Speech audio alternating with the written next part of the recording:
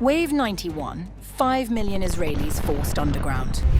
Ben Gurion Airport, central Israel, US bases in the Gulf, all struck in a single operation. Yemen's Houthis joined in, named their strike after Qassem Soleimani. A cluster missile hit near a school in Petah Tikva, a kindergarten in Nahariya. This is what Wave 91 looks like.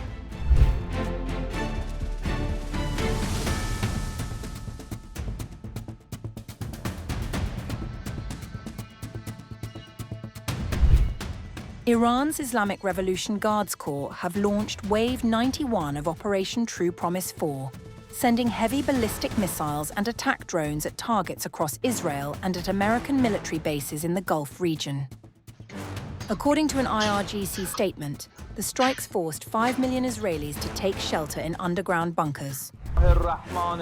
In response to the terrorist actions of American Zionist forces targeting infrastructure and residential areas, air bases at Tel Nof, Palmachim, and Ben Gurion, as well as military gathering centers in Tel Aviv, Haifa, Eilat, the Negev, and Beersheba, along with U.S. Army bases in Ahmad al-Jaber, Ali al-Salem, and al-Kharj, were targeted with heavy ballistic missiles and attack drones. The assault did not stop at Israel's borders. U.S. military bases at Ahmed al-Jaber and Ali al-Salem in Kuwait and the al-Kharj base in Saudi Arabia were also struck, with the IRGC claiming that an early warning radar station at the Al-Dhafra base in the UAE was completely destroyed. The American steel and iron industries located in Abu Dhabi, UAE, the American aluminium industries in Bahrain, and the Rafael arms industries of the Zionist regime were targets of this wave. Yemen's Ansarullah movement joined the assault, with a military spokesperson announcing a joint operation against targets in Tel Aviv's Jaffa region in honor of Qassem Soleimani, carried out alongside Iran and Hezbollah. On the ground in central Israel, an Iranian cluster warhead missile went unintercepted, scattering debris across 10 sites in Ramat Gan, Givat Shmuel, and Petah Tikva. Magen David Adom paramedics reported damage to homes, roads, and parked cars, but no injuries. 3 people were lightly wounded in Petah Tikva and Mazkaret Batya. In Petah Tikva, a missile carved a large crater near a school. From the strength of the blast, it was clear there had been an impact close to our home. We were very lucky it landed in an open area. Otherwise, it could have ended in a major disaster. In the north, Hezbollah fired around 130 rockets on April 2nd, lightly wounding 4 people. A kindergarten in Nahariya was struck, and homes and businesses were damaged across the region.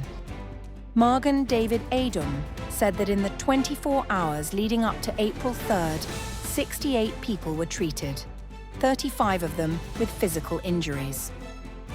Since the start of Israel's Operation Roaring Lion, the organization has treated 2,223 people, 19 of whom have died from missile fire.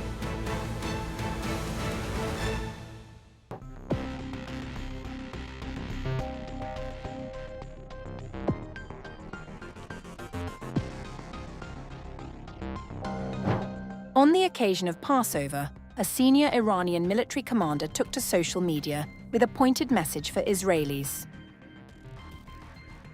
Brigadier General Majid Mousavi, head of the IRGC's aerospace force, posted in Hebrew on X, taunting Israelis sheltering from missile fire during the Jewish holiday.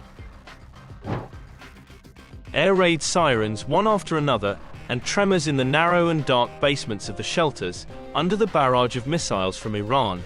This was part of Netanyahu's gift for the holiday to the Zionists. Hours earlier, he had posted a second message, again in Hebrew, warning simply, "Coming soon, prepare your shelters." The threats were not empty. As Jewish families across Israel sat down to their Passover Seder meals, Iran launched one of its heaviest missile barrages since the war began on February 28th, sending thousands into bomb shelters and safe rooms. According to the Israeli military, some 10 ballistic missiles were fired at central Israel in what it described as the largest Iranian salvo since the early days of the conflict. Hezbollah also launched rockets from Lebanon, triggering sirens near Haifa and across the north.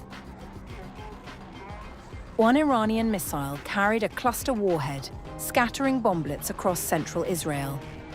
In Bnei Brak, a 12-year-old and two 7-month-old babies were lightly injured by shattered glass.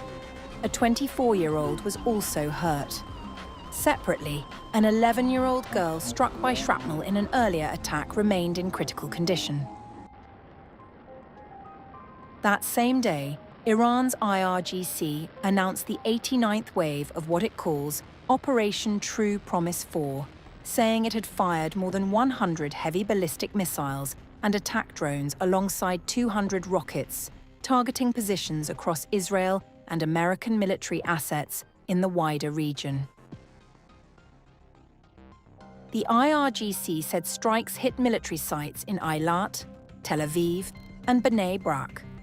It also claimed to have struck a US military facility in Bahrain, where 80 personnel were stationed, as well as a helicopter base at Al Udairi, saying one Chinook was destroyed and others damaged. The heart and center of the occupied Palestinian territories, in the continuation of the 89th wave of the True Promise 4 operation, codenamed Ya Haidar Karar, and as a gift to the martyr, IRGC Rear Admiral Alireza Tangsiri and all government officials. The trapping of Zionists in the streets while they rush en masse to shelters, their struggle to enter shelters, and their long stay in underground bunkers is the greatest holiday gift from criminal Netanyahu and Trump to Israeli citizens on the eve of the Jewish Passover holiday. Iran's army also announced it had targeted US AWACS surveillance and aerial refueling aircraft stationed at Ben Gurion Airport in Tel Aviv, using Arash 2 long-range drones with a stated range of 2,000 kilometers. Radar and electronic warfare sites in the UAE were also reportedly hit.